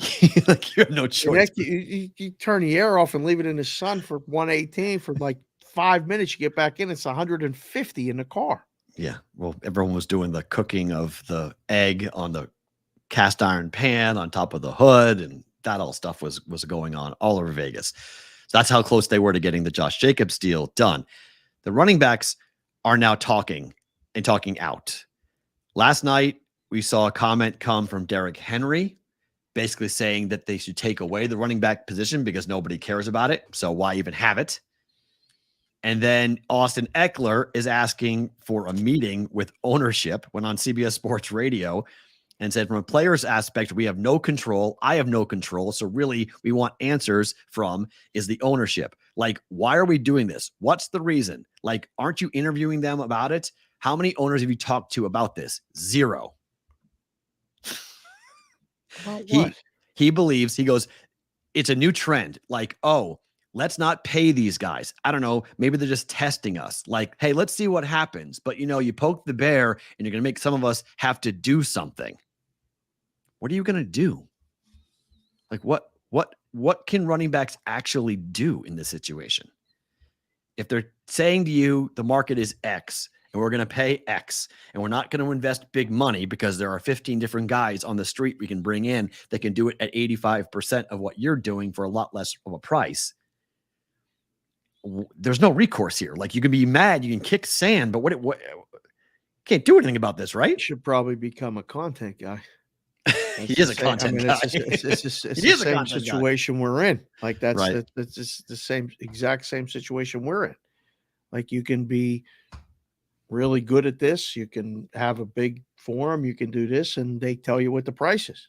Right. I mean, you take the price and play, or you go start giving out picks and you doing content, do fantasy content.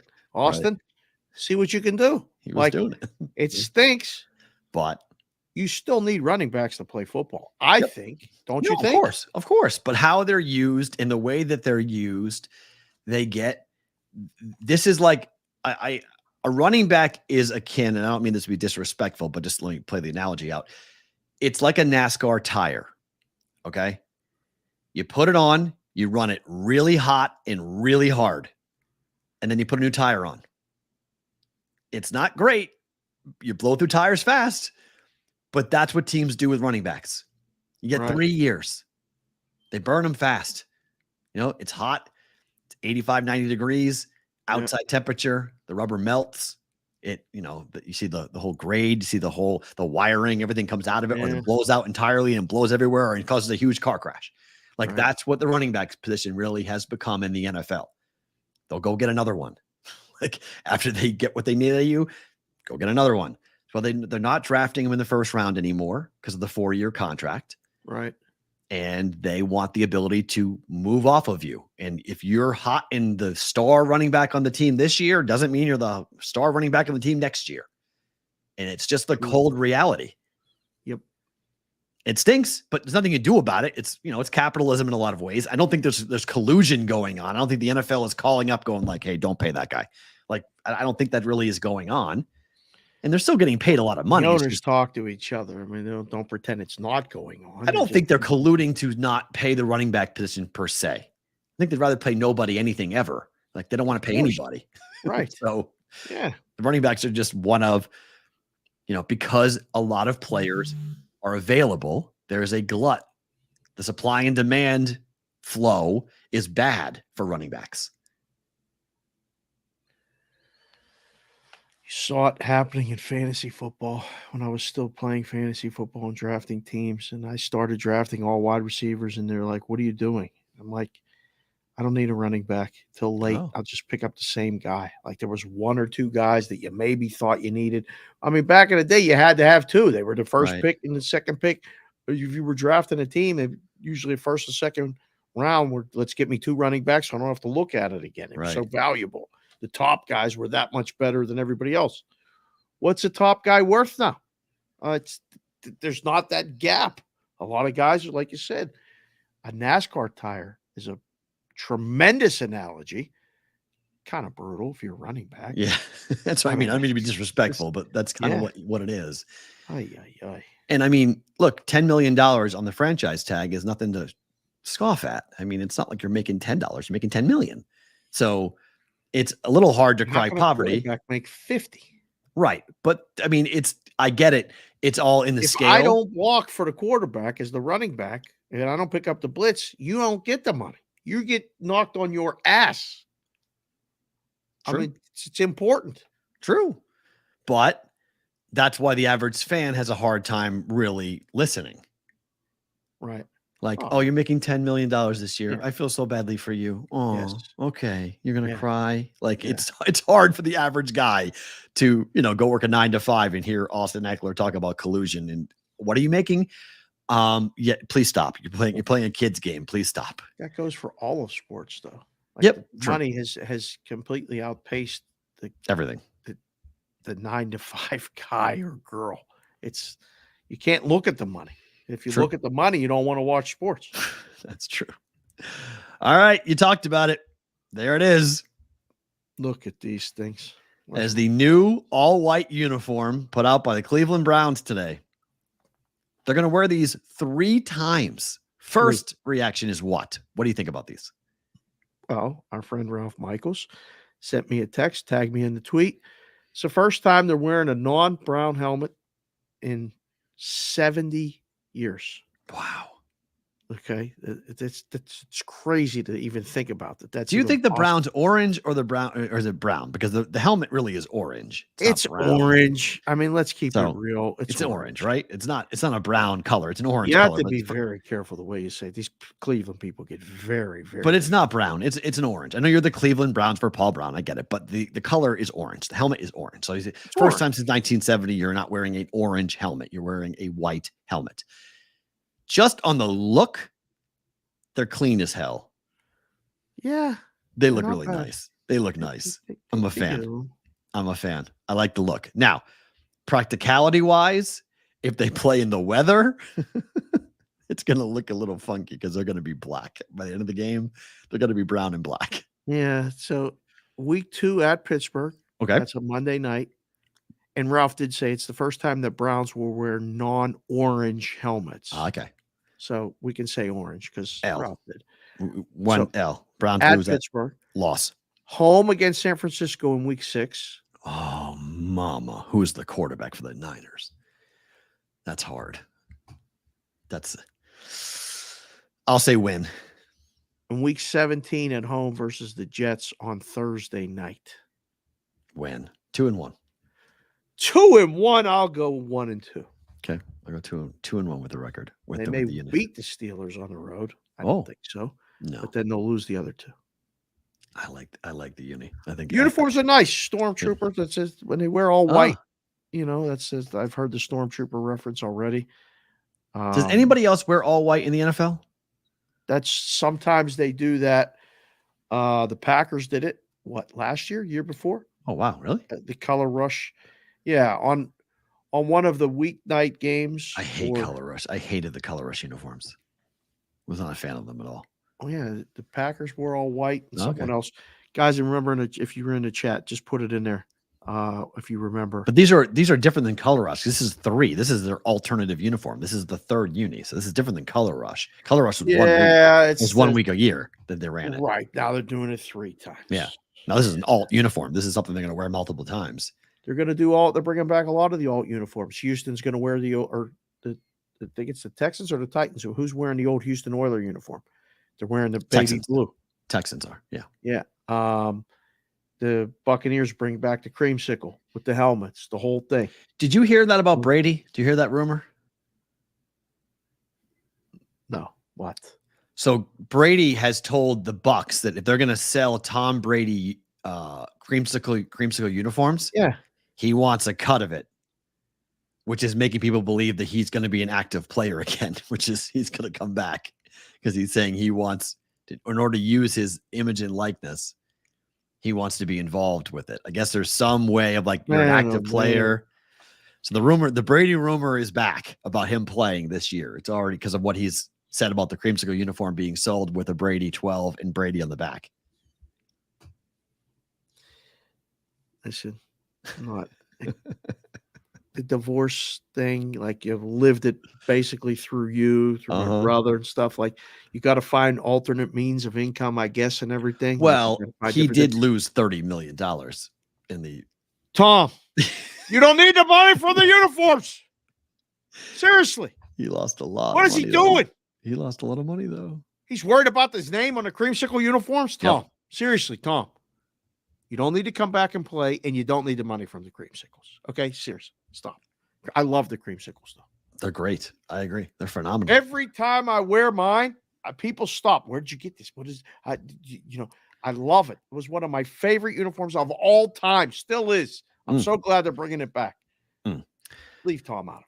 I would agree. Okay, let's run through a couple of these. We actually do the whole show inside of our Sports Grid window. Excellent work. A pro soccer team in Arizona wants to be a book. Why? Why?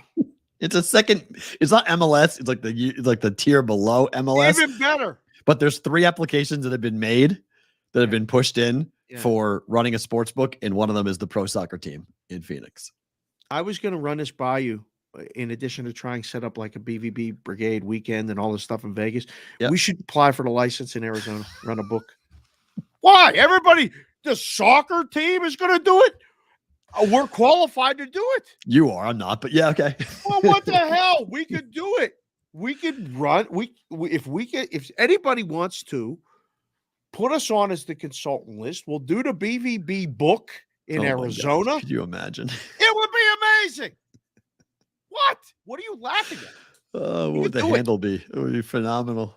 I wonder what the handle's going to be for a pro soccer team running a book. Who's the head? I want to know who's running the lines. I want to know who they hire.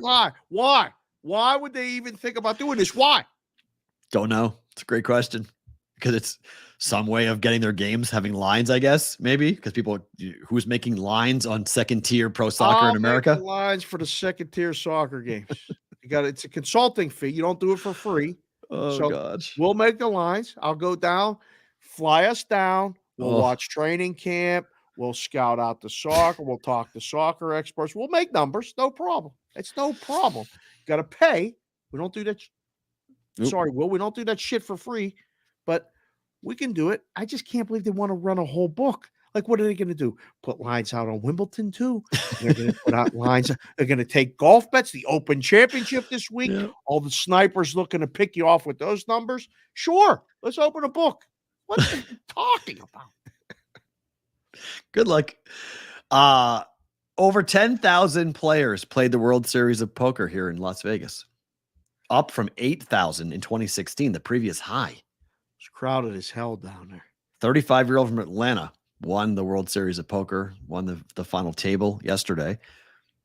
What does that say about poker? Because this is the big argument going on right now. And I guess Tyler could comment on this more than we can because he played in it. But there's been this big push that poker is coming back and that people in the poker community are saying, you're getting caught up, forget it. Just because we had a record number of people playing in the World Series of Poker does not mean that the country, we're going to see a big push to get poker back the way that it was. Multiple states being online, multiple places where you can really play it. Do you buy it? Big events are getting bigger. Individual events. But as a whole, no, I don't buy the poker's bigger. Okay. And that's that. I say this about the sports book. Sundays are great. Right. Okay. It's a different thing. And Saturdays are even better. College football, the days in the book, Saturdays are bigger. Okay. Right. But it's open Monday through Sunday. During the week, it's very quiet. Poker games exist every day in a Mhm. lot of places, Mhm. and it's light. I'm listening to the poker people, but seriously, some poker people, right? I know Yeah. some poker people. They're not always in the best mood, these poker people. They badmouth everything. They're very course. down on everything. They downplay everything that they do except when they win a bracelet or make a big score on a game. Everything's bad. Everything's mopey. I can't believe they did this. It's always negative. So I don't expect anybody in the poker world to say, poker's booming. You should get in. 2006, 8,700 players. This year, 10,000, over 10,000, vying for 93 million plus. 12.1 million got won by Daniel Weinman. I think I'm saying right, Weinman. Okay. Winning 35-year-old from Atlanta, winning the final table, taking it home. 3 million to the second place prize. I mean, seventh place got paid out 1.42 million. It's not bad. Second place was 6.5 million. Third place was 4 million. It's not bad to come in the final table. You're taking home a big check. Oh, that's a huge payout. It's great for it's great for the event. Mm-hmm. I was down there multiple times to say hello to people and meet people, and there's so many moving parts to pull that thing off and make it a positive experience for $10,000 and sometimes for people 2 hours. Like you can buy in and be eliminated literally in 2 hours. You're done. 10 dimes gone. Kaput. So I don't know. I'll be interested to see. It was just like the perfect time for traveling and all this other stuff. I mean, it was booming here. It's been booming. People are coming for a lot of different things. I'll see next year if the follow-up occurs, right? Like it's not, would you say right now more or less people in the World Series of Poker next year? I'll say more. I mean, I think it will grow. The Horseshoe just rebranded everything. So I think from what I heard from people that it's a more enjoyable experience because the property has upgraded. So it's nicer. So it's not at 3-0. It's upgraded. It's upgraded. So I think I don't know if it's putting lipstick on a pig. Have you ever it heard might that be, expression? but I know people who said like, okay, from the Rio to Horseshoe, they like location better. They feel Way like better. It's easier to get there. Way better. So I think they'll go back and tell people in their hometowns about it. And I think there will be more people interested in coming in next year. But your point about the event situation, just because more people come play in the World Series of Poker doesn't mean there's a boom coming back for the game of poker across the country. Right. That's that I agree with. Yeah. That I think is there's accurate. poker rooms all over the country. Right. I don't think this is going to make them open more. No. Like Moneymaker, after I mean, this just like the leaves- contests that we're doing, right? It's just the contests that we're doing. Moneymaker changed everything because ESPN put him on. He was an average Joe. Who the hell is Chris Moneymaker? He wins the World Series of Poker, and everybody wanted to be Chris Moneymaker for a while. Same thing happened with Damon Graham, the barista here who won the Westgate Super Contest. Everybody wanted to be Damon Graham. Like it's, and we've seen things change in different iterations, but like there's not more of these contests around the country happening because of Daniel Graham. It just made the contest here more popular. Correct. So the World Series of Poker being good makes our event bigger, but doesn't mean somebody in Starkville, Mississippi is wanting to go play poker more often because of it.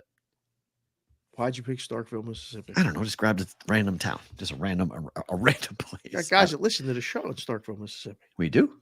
Yes. Can we stop the cowbells? Can we get rid of those things and not have those exist anymore? That's their thing. Why would you want to stop It that? is the only thing, and I can't stand it. Go Rebels. Ole Miss, baby. All day. What are you doing right now? If I'm picking between schools, I'm picking Ole Miss every damn day. What side of the planet are you on? On the Omaha side. Always have been.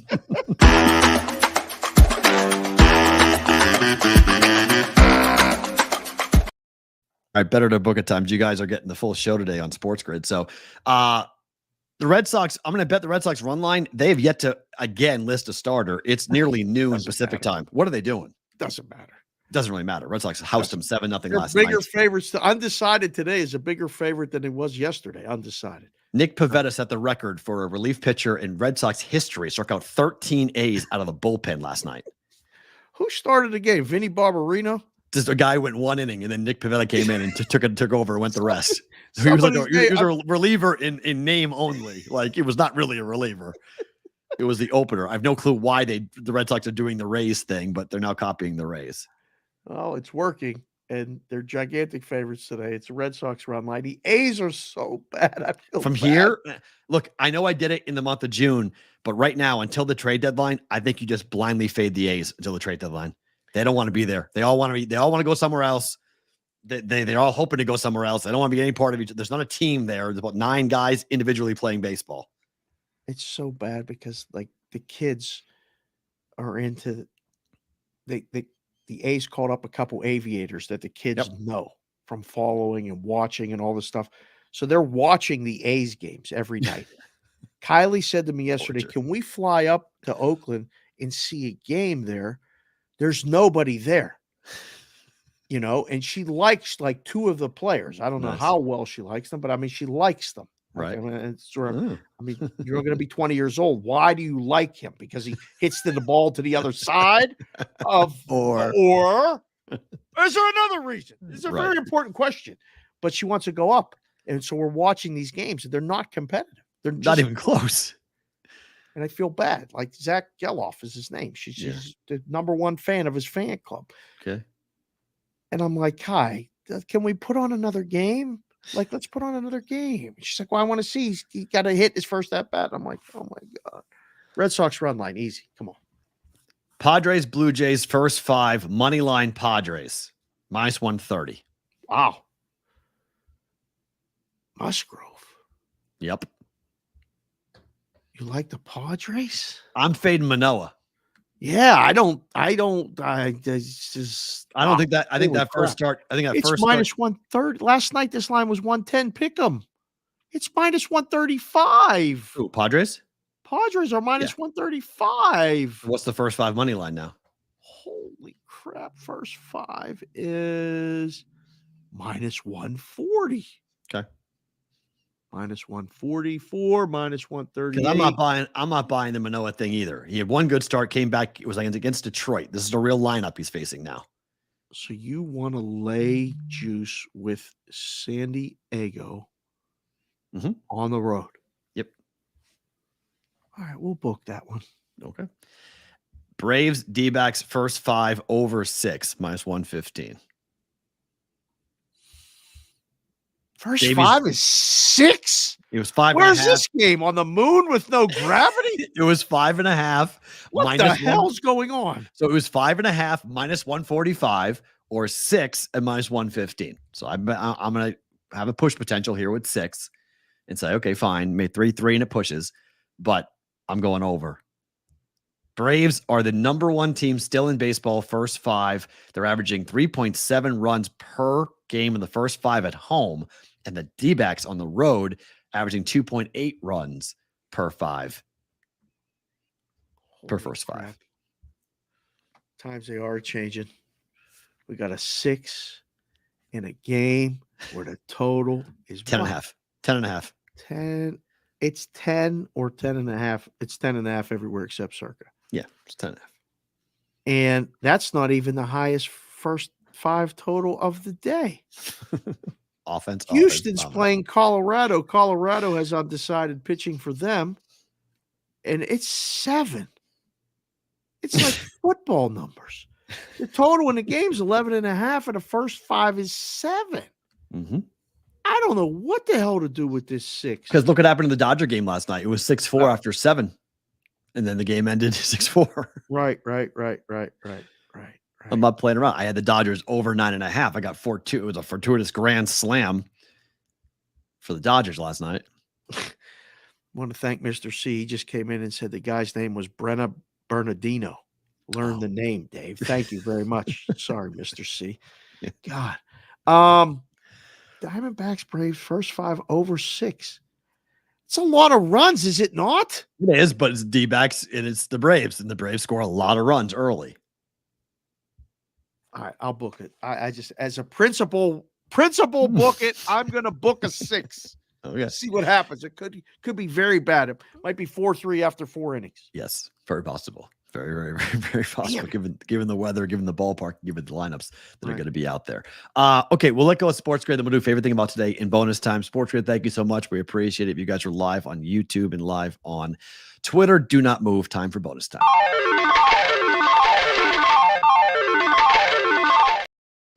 It's time for favorite thing about today. What is that? Whew. I'm exhausted. That was a rush up to getting the show in and done, and then I didn't see the clock, so that was good. Couple favorite things. One, you pulled off the audio interview. We put up a picture, talked to Phil Steele about football, and we stayed on and did the show. The chat was all here. Everybody's good. Second favorite thing about today is that we're talking college football in July. Like, look how excited you are. I hate to do it and say it because I know how excited you are. And I don't want to give you that little satisfaction, but you're so happy because, you know, I'm talking too much baseball. We ain't talking no basketball. It's football. Look at you. You're like a little kid. I can't wait. I got to figure out some things. I've decided I got to figure out. I don't want to go to UNLV games. I may need to go to a Pac-12 game. I don't know, but I got to go to a good college football game this year.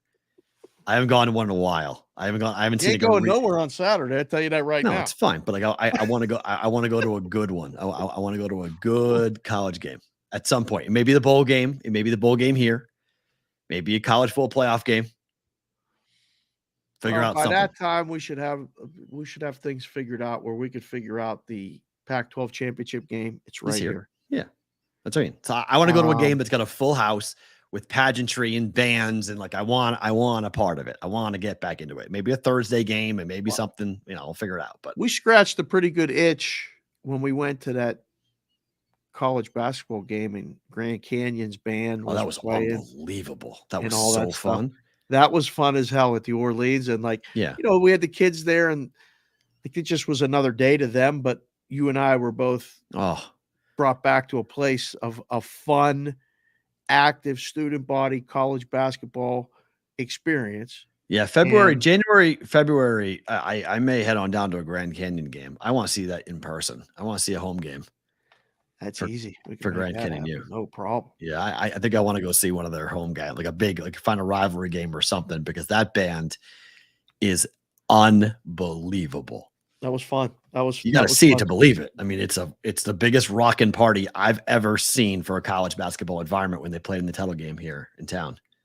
Yeah, that was the best one we've been to here. Period. Like, been to the Pac-12 games. I've been to the Mountain West game. Mountain West games are good when it's the right teams, but they were so happy to be there and wanted to be there and brought the whole whatever, and the band was kicking, and that was a lot of fun. So yes, but again, the college football in July, I'm just glad we did it.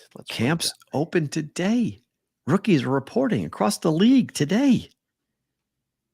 This is football, baby. We're here. We made it. Got through the Sahara Desert. We're good. Got to the Oasis. The White Sox played the Mets today. That's just as big of a game today. We got White Sox and Mets. Yeah. Pick them. Yeah. Okay. Enjoy that. No, I like baseball. I do. I like watching baseball, but in terms of watching this, it's, get where we are, get what's going on. But I mean, I didn't watch the Summer League championship game last night, but I would have if I was around. I didn't watch it either. We had the best closing line in the history of the world. Houston +3, couldn't lose. They lost by 100. The game closed. Houston -2. I would have taken 3.5. +3. I didn't bet it, but it was 3.5 was the number. I was like, I was doing the juice. I'm like, if I was going to bet it, I'll take 3.5 right now. Houston closed at 2, lost by 20. Right in the can. Cleveland killed them. That's why I didn't bet it. I was like, I'm not touching this game because it's such a wonky game, because who knows what's going to happen. But Cleveland celebrated. They got the rings. They were running around. Like, they tried to make it into a cool big thing. So I don't know. But on that, you talked about it at the beginning, and we'll tie it up, on BVB bonus time. But the Sports Grid thing was fun, was it not? Like it's hard because it's the two of us do the show every day. I felt bad for Zeno a little bit at one point because we were talking to each other and he was like, wait, what are these two talking about? Like, because we just went, I mean, they turned us on. Yeah. And we just turned on. Like there was no, yeah, of course. We just go. Like, I don't know if Tommy was ready for what happened. And then I'm glad I took a peek at what you guys were wearing because I had other stuff on. I was like, oh, I got to put something blue on. It was just great. The blue memo. Don't know if Friday night probably won't be the same type of blue memo, but maybe. I don't know. We'll see. They've added me to the weekend, by the way. So now I just got a note. So now I'm on Saturday too. So as it's gonna go, I don't know how often I'm gonna get put on Sports Grid, but I'm on now 3 times this week. So Monday, Friday, Saturday. No. What? You can say no. I can say no, but normally when I start new ventures, I tend to say yes to most stuff. So I'll say yes in the beginning and then eventually come in and be like, wait a minute, you didn't tell me I was working Saturday. I got like a life. Like I'm doing things. Like you can't just like put out the schedule and be like, oh yeah, by the way, you're working Saturday. I am? Really? That's news to me. So it's like working at the book. Yeah. I didn't know I was put the schedule out week by week and tell you when. But wait, I'm going to. Well, no, you're not. You're working. You're not. You're working. Yeah. Oh, okay. So, I mean, I guess last night went well. I don't know. I guess they liked what I did last night because it came out this morning, and you're working on Saturday. Okay, whatever. That's fine. We can handle that. So, I can talk for hours. So it's not like it's a heavy lift or anything. Right. I was laughing. I was like, oh, okay. Madeline thought it was funny because she was, because as we all do, you have to wear sport coats because we're required to, but you. And I was wearing shorts underneath. And she was just like, of course, what is this? And I was like, it's just what I'm doing. Don't worry about it. This is how we're going to run with it. But yeah, it was fun. I mean, it was good to get that under the belt, to do that. It was fun to kind of I always love doing different places, different platforms. It's fun to expand. We're just eventually BVB will take over. It'll be Sports Grid, BVB, Sports Grid. All us, all the time, with no value, but still with us. And no value. And like now I think we should really put in that license in Arizona and run a book. Maybe somebody will go, hey, they have a show and a book. Holy shit! Buy them. We should really talk to those guys. We should buy them. Yeah. So who knows? Hit the like button, the subscribe button. Appreciate it. Thanks to Phil Steele for being here. Giving us a half an hour worth of work. That was a lot of fun to talk college football with him. We'll do more college football coverage coming up tomorrow on the program. Back probably somewhere in the same time as normal, 10:30, 11-ish. Normally started early today because of Phil. Appreciate you guys being here. Matt, Dave, back tomorrow.